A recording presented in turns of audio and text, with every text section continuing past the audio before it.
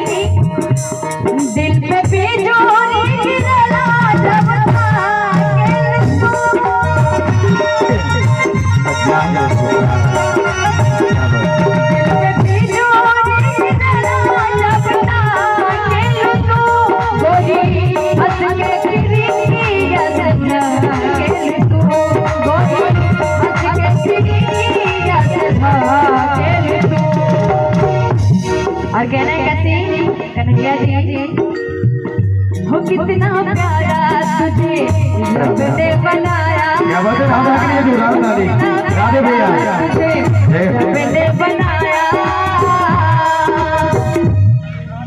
लेकिन एकदम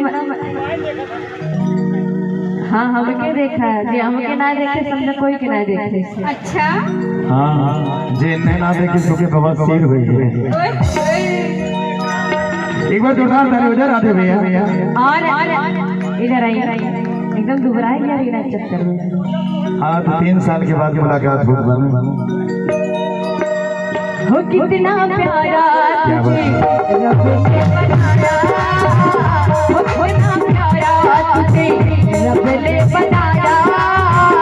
ठीक करे याद हो कितना प्यारा तुझे रब ने बनाया। तो हर जोड़ के हुई के बेजोड़ हर जोड़ के हुई के बेजोड़ क्या बात है।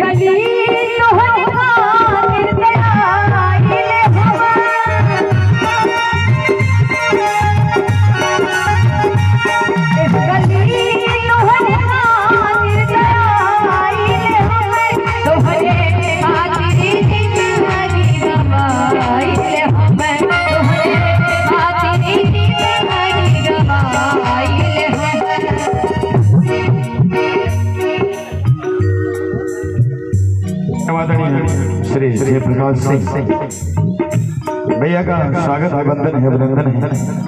आपका आगमन हुआ है, इधर से मेरी पूरी टीम आपका स्वागत करती है, यह परिवार स्वागत करता है।